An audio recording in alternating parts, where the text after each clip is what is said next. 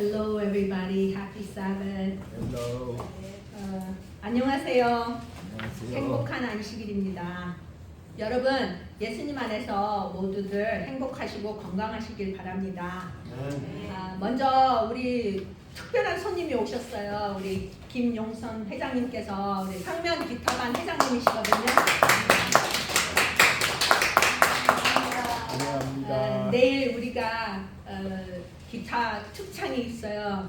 예배 시간에. 그래서 오늘 같이 모여서 연습하고, 그래서 내가 오늘 설교라고 초대했습니다. 이렇게 와주셔서 감사합니다, 회장님. 여러분, 상처 받아보신 적 있어요? 네. 여러분도 다른 사람한테 상처 준 적 있어요? 있죠. 많죠. 받기도 많이 받았고 주기도 많이 받았죠. 이 세상에 사는 한 단 한 사람도 상처를 안 주고 안 받고 한 사람은 세상에 없습니다. 왜냐하면은 말 한마디로 이 세상은 죄악의 세상이기 때문에 서로에게 상처를 줄 수밖에 없습니다. 저도 자라면서 어렸을 때 한국에서 태어났죠. 정말 슬프게 정신적으로 마음적으로 많은 상처를 안고 자랐습니다. 인생에서 여러 번 내 자신에게 질문한 적이 많았어요. 왜 내가 이 세상에 태어났을까? 그리고 엄마한테도 몇 번 그랬어요. 왜 나를 유산시키지 않고 나를 이 세상에 태어나고 이 고생을 시키냐? 그러면 엄마는 울면서 속상해 하셨죠. 그리고 또 내가 자식이 없어요. 우리 남편하고 나하고. 난 결혼하기 전부터 우리 남편한테 그랬어요. 우리 결혼하면 애기 안 날 거다. 왜냐하면요, 내가 자란 경험을 생각하면은 이 끔찍한 세상에 내 자식이 들어와 갖고 상처 입는다는 그 자체가 너무너무 싫었었어요. 근데 그것은요, 내가 예수 그리스도를 만날 때까지 진짜 그랬어요. 그래서 내가 아직도 애기가 없어요. 지금은 나이가 먹어서 이제 은퇴하고 늙으니까 자식 생각이 조금 나요. 왜냐하면은 나 죽으면은 재산도 정리하고 장례식도 차려줄 사람이 없다 하는 생각. 그래서 나는 이제 이 교회를 믿습니다. 내가 죽으면 장례식 책임져서 하셔야 됩니다. 하지만 어쨌든 지금 자식 없다고 후회하기는 너무 늦었지요. 근데요, 솔직히 말해서 자식 있는 거 중요하지 않아요. 하나님을 믿는 사람들도 예외 없이 상처를 입어요. 사람 사이의 관계에서 상처를 입고, 불행한 상황에 우리가 빠져 있기 때문에 상처를 입고, 질병을 앓고 건강하지 못한 몸 때문에 상처를 받고, 그리고 신앙 생활을 통해서도 우리가 상처를 많이 입어요. 심지어 하나님께로부터 상처를 입어요. 여러분, 하나님한테 상처 입어보신 적 있어요? 하나님이 우리 기도를 안 들어주시면 상처받는 거랑 마찬가지잖아요. 왜냐하면 우리가 소원하는데 안 들어지. 근데 우리가 하나님께서 받는 상처는 주로 우리가 하나님의 뜻을 이해하지 못하는 데서 생기는 게 대부분이에요. 하나님은 우리는 하나님이 우리의 기도를 들어주시고 채워주시기를 간절히 기도하지만 응답 받지 못할 때 있어요. 그때 우리가 낙담하고 우리의 믿음이 많이 흔들리죠. 왜 하나님은 내 기도를 안 들어주시지? 바로 이런 것들이 하나님께로부터 받는 상처예요. 근데요, 하나님의 음성을 들으면 상처를 안 입을까요? 아브라함 보세요. 아브라함은 하나님의 음성을 들었어요. 그리고 하나님의 친구라는 명칭도 가졌어요. 하지만 하나님의 음성이 뭐라 그랬어요? 너의 소중한 단 하나의 아들을 갖고 모리아 산에 가서 죽여라. 희생물로 바쳐라 나한테. 그냥 끔찍한 명령을 하셨는데 그게 하나님의 음성이었어요. 그 모리아 산 가는 3일 동안 아브라함이 얼마나 마음이 아팠을까요? 얼마나 충격적인 명령입니까? 그래서 왜 하나님은 이러한 요구를 하실까 하면서 아브라함은 하나님의 분명한 음성을 들었기 때문에 상처를 입었어요. 죄악이 지배하는 땅에 사는 우리들도 어떻게 살아가도 상처를 받지 않고는 살 수가 없다는 것을 우리는 옛날부터 깨달았습니다. 그래서 오늘 저녁에 중요한 것은 상처를 받았냐 아니냐가 아니라 내가 받은 상처를 어떻게 하면 빨리 해결할 수 있나, 그게 우리의 뭐라 그래요? 잠깐만 관건? 우리의 일입니다. 우리의 사명입니다. 오케이? 왜냐하면요, 마음의 상처를 빨리 해결해야 하지만 우리가 믿음의 힘과 길에 방해를 받지 않아요. 우리는 곳곳 이런 말 하죠. 우리가 믿음이 강하면은 어떤 어려움도 극복할 수 있다. 삶을 힘들어하는 사람 보면은 우리는 저 사람은 믿음이 없어. 그러니까 저렇게 고통을 받는 거야. 왜냐하면요, 교인들은요 모든 것을 믿음과 엮여서 해결하려고 그래요. 근데 어떤 때는요 믿음이 아주 강한 이분 목사님도 한순간에 꺾어지는 경우가 있어요. 왜 그런 줄 알아요? 그거는 믿음이 없어서 그런 게 아니고 바로 받은 상처 때문에 그런 거예요. 내가 턱걸이를 100개를 할 수 있다 하더라도 내 손에 상처가 있으면은 이거 털봉을 잡지를 못하잖아요. 그렇죠? 우리가 그 믿음은 커도 막상 손이 아프기 때문에 그 털봉을 잡을 수가 없어요. 손을 뻗치기도 힘들잖아요. 그렇죠? 그래서 마음의 상처나 몸의 상처는 우리의 모든 활동을 멈추게 합니다. 내 동생이 열린 대학교 부총장이에요. 근데 지금 병원에 입원해 있어요. 그렇게 유명하고 훌륭한 애도 아프면은 꼼짝없이 병원에 누워있고 모든 것들이 중요하지가 않아요.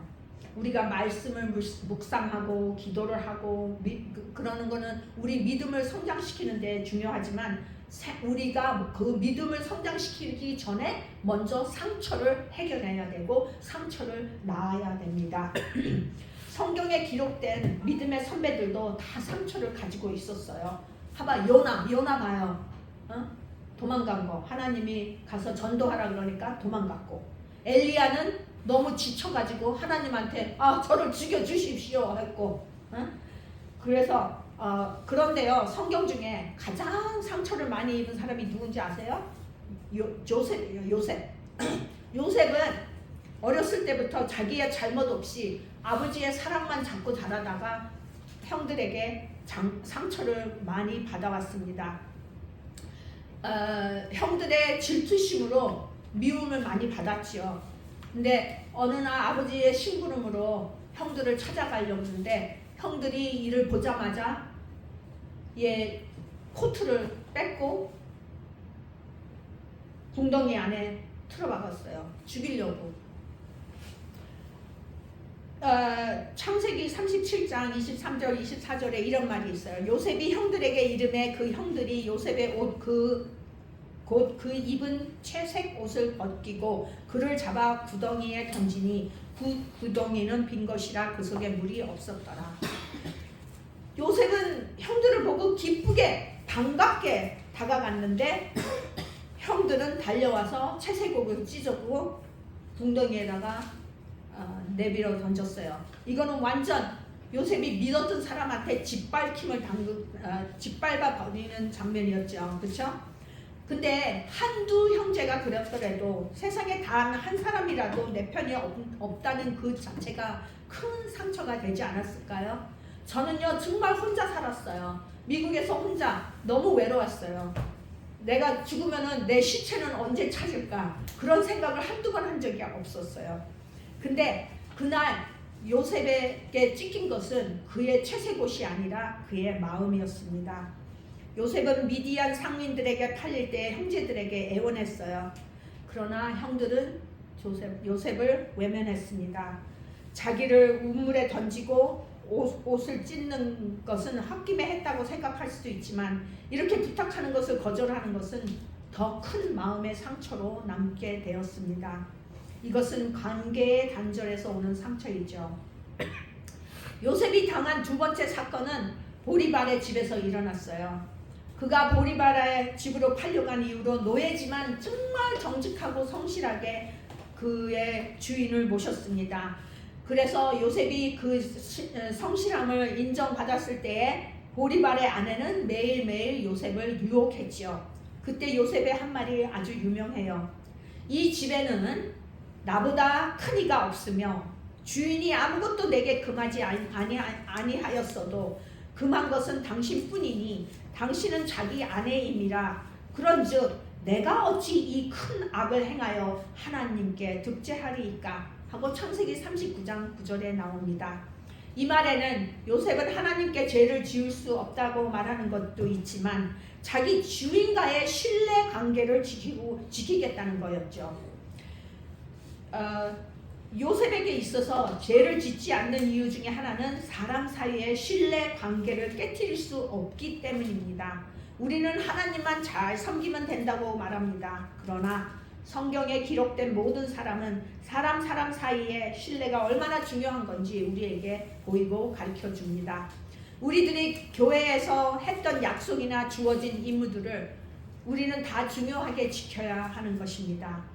요셉은 자신이 지킨 신뢰 관계가 깨져 버렸습니다. 어떤 면으로 생각할 때에 자기를 유혹한 보리발의 아내보다 자기를 못 믿어주는 보리발에 대한 상처가 더 컸을지도 모르겠죠. 이것은 신뢰의 단절에서 오는 상처입니다. 세 번째 그가 당한 상처는 감옥에서 있었습니다. 감옥에 있던 떡 맡은 관원장과 술 맡은 관원장의 꿈을 각각 해석해 주었습니다. 요셉은 술 맡은 관원장이 자신을 꼭 기억해 달라고 말했어요. 당신이 득이하거든 나를 생각하고 내가 은혜를 베풀어서 내 사정을 바로 고하여 이 집에서 나를 건져내소서 하고 창세기 40장 14절에 요셉은 술 관원장에게 부탁했습니다. 그러나 또다시 그의 약속은 배신을 당했습니다. 술 맡은 관원장이 요셉을 기억하지 않고 잃었더라 이렇게 말했어요.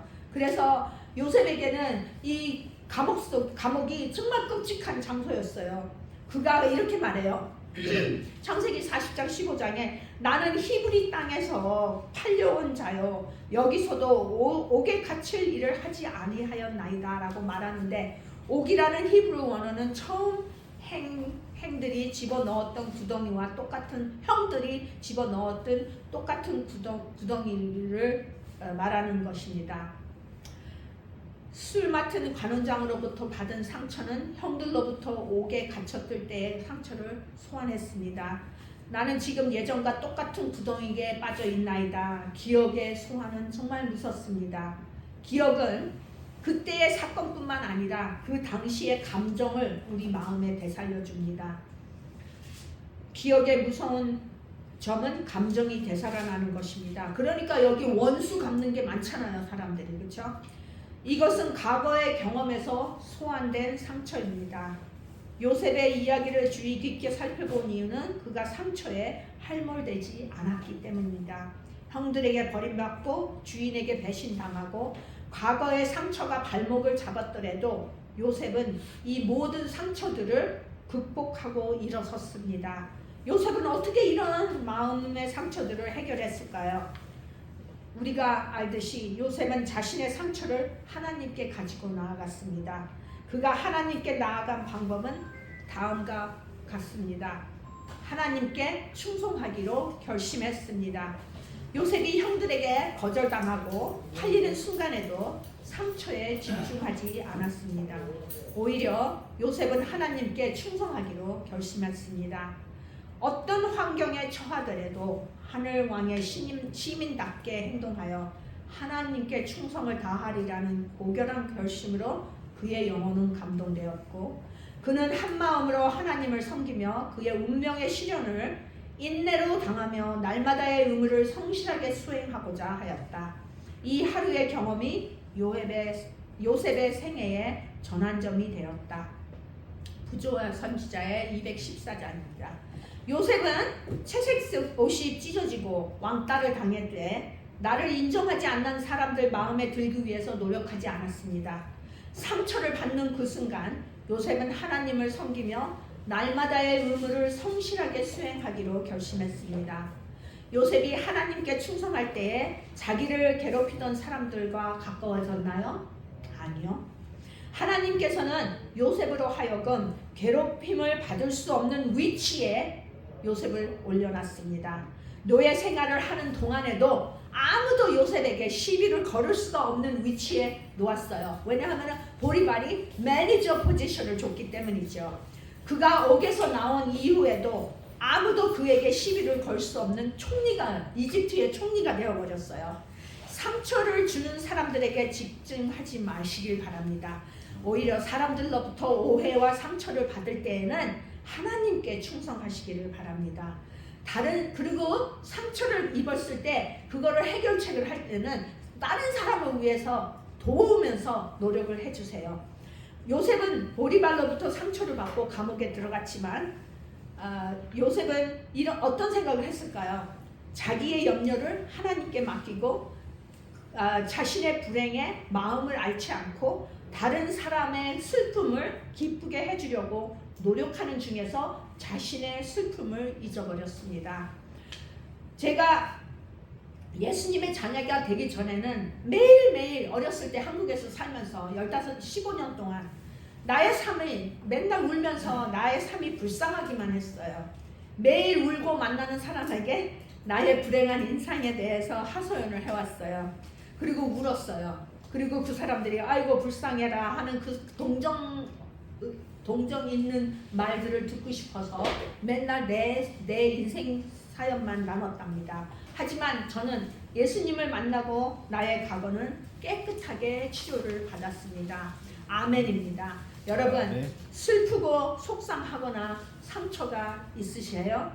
예수님에게 다가가서 호소하세요. 그리고 슬플 때 교회의 일부는 나오세요. 나오기 싫어도 나와서 봉사하세요. 마음에 아픔이 있다면 교회에 나와서 다른 사람들을 챙겨보세요.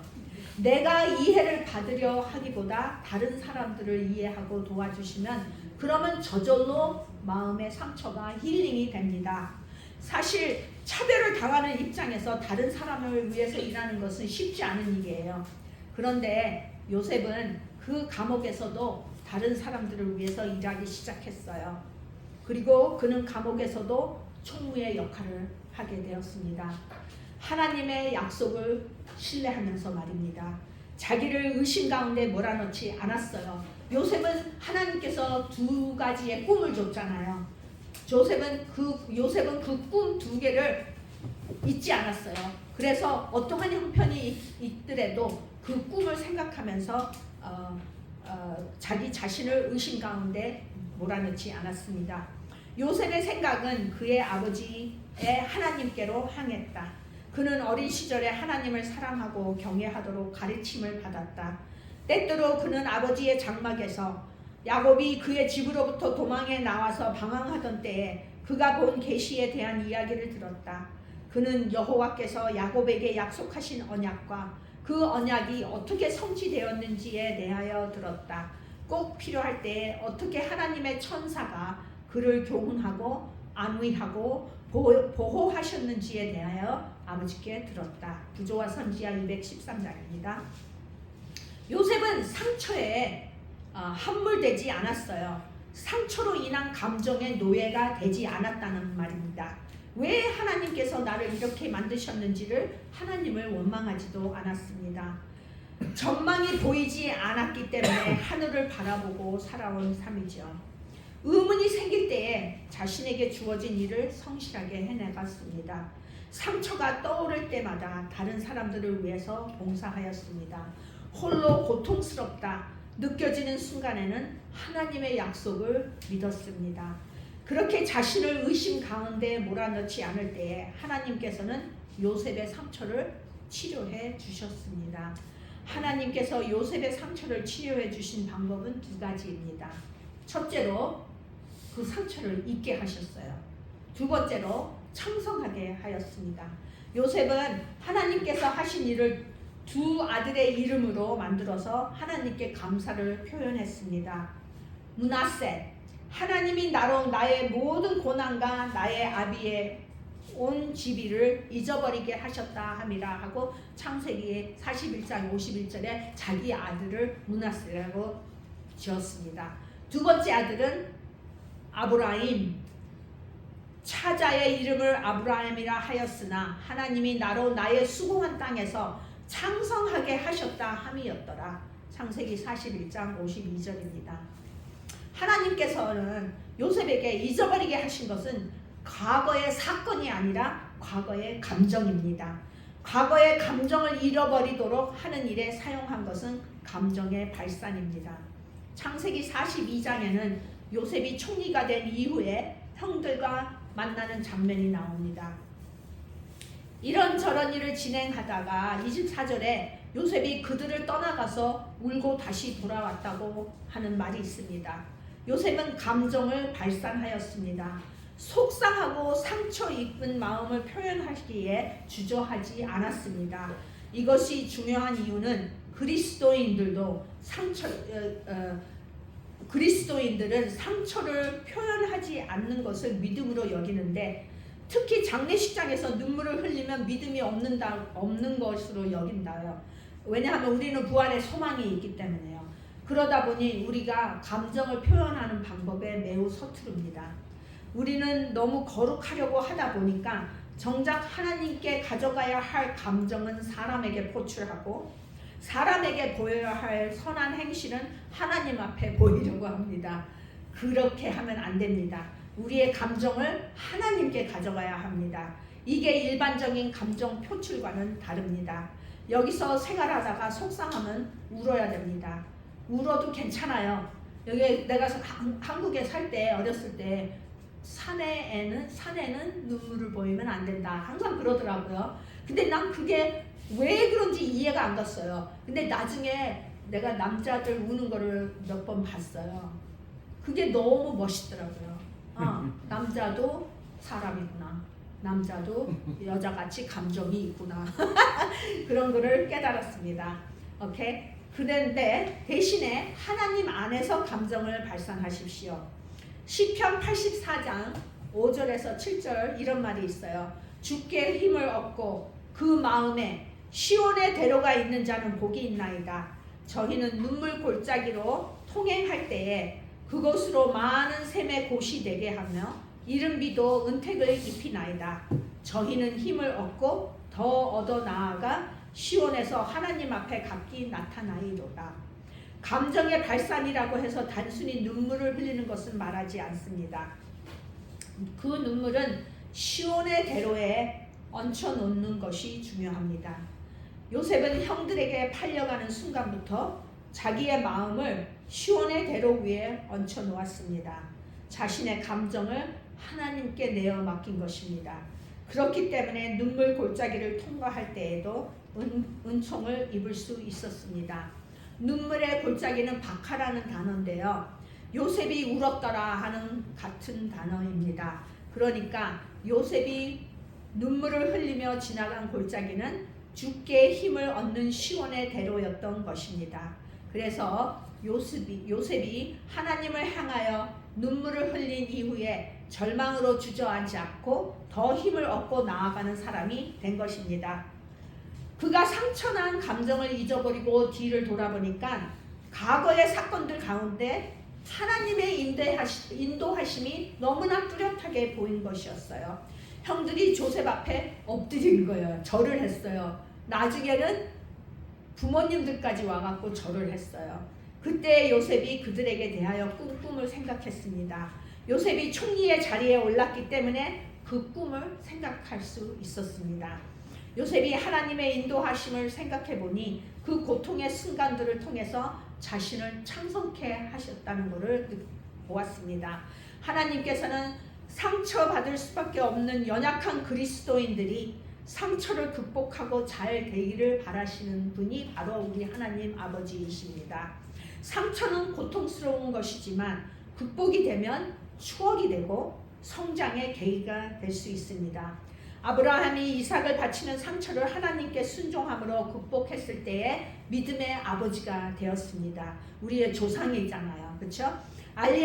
엘리야가 자신의 상처를 극복하고 일어섰을 때에 결국 살아서 하늘에 승천하였습니다.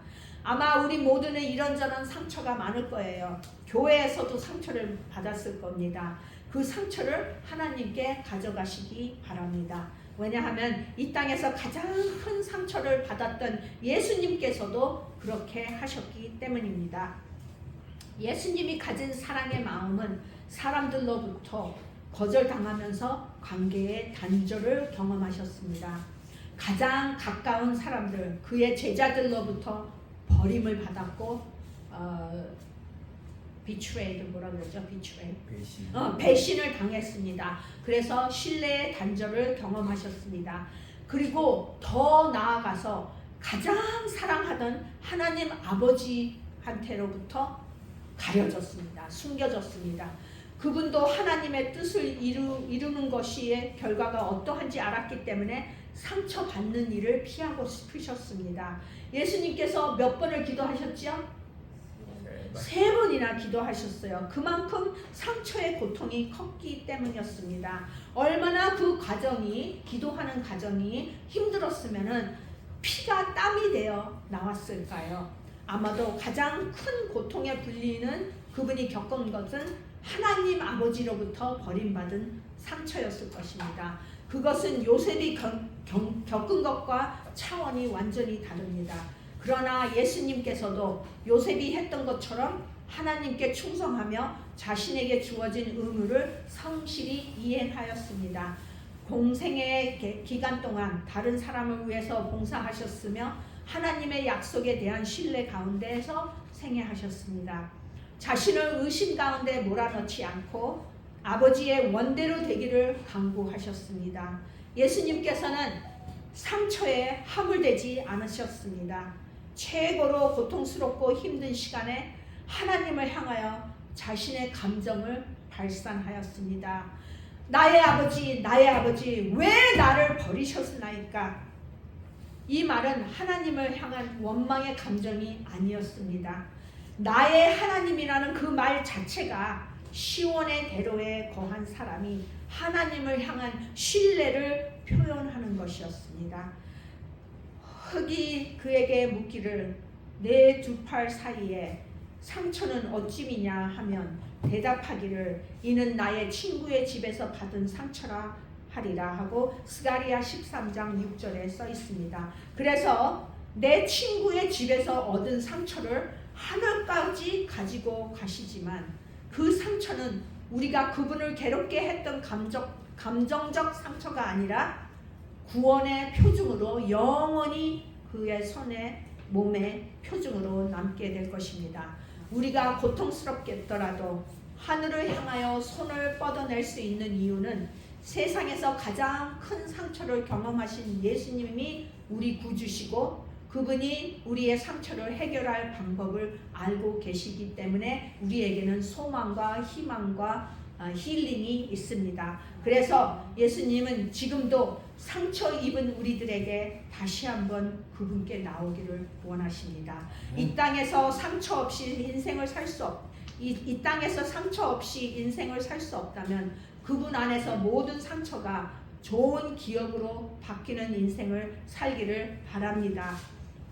여러분, 저는 정말 슬프게 살았어요. 맨날 울었어요. 오죽하면 우리 아버지가 재수 없다고 그랬어요. 장사하는 집에 기집년이 아침마다 울어서 재수 없다고 그랬어요. 하지만 내가 한국에서 경험한 그 아픔과 버림과 상처는 나중에 교인이 돼가지고 하나님한테 감사하다는 말이 나오더라고요. 그 경험을 주셔서 난 내가 그 기도를 할 줄은 꿈에도 생각 못했어요. 하지만 그 상처와 그 경험을 했기 때문에 딴 사람들한테 더욱더 compassion, 동정심이 강해졌고 그들의 마음을 이해할 수 있고 그들의 상처를 어루만져 줄 수 있고 그들을 도와줄 수 있는 제가 되었습니다. 상처의 고통을 잊어버리고 매일의 삶에 찬송하게 되는 우리 모두가 되기를 바라면서 말씀을 마치겠습니다. 기도하겠습니다. 우리를 상처에서 구해주시는 하나님 아버지 사랑합니다. 우리를 구해주시고 사랑해주시고 당신의 귀중한 소중한 한 명밖에 없는 아들을 보내주셔서 십자가에 우리의 죄를 달고 돌아가시게 함으로써 우리가 의인이 되고 예수님의 이름으로 천국과 영생을 소망을 갖게 해주셔서 감사합니다. 아멘. 아버지, 여기 머리 숙인 우리 모두들, 그리고 새로 오신 우리 김용원 회장님도 다들 마음을 열고 예수님을 구주로 받아들이는 우리들 되게 하시고 매일매일 이 죄악에서 회개하며 거듭나는 경험을 매일매일 경험할 수 있도록 하나님 인도하시고 축복하여 주시옵소서. 아멘. 그리하여 우리가 이 세상이 끝날 때 모두 예수님이 재림하실 때 천국을 따라 올라가면서 이 지구의 상처는 아무것도 아니라고 말할 수 있는 우리들 되게 도와주시옵소서. 아멘. 우리 편리 교회와 함께하여 주시옵고 편리 시내의 사람들과 함께하여 주시옵고 우리가 만나는 사람마다 우리가 그들의 빛과 소금이 되어 예수님을 알게 하는 좋은 기회를 가질 수 있도록 하나님 인도하시고 축복하여 주시옵기를 예수님의 이름으로 기도드리옵나이다. 아멘. 아멘.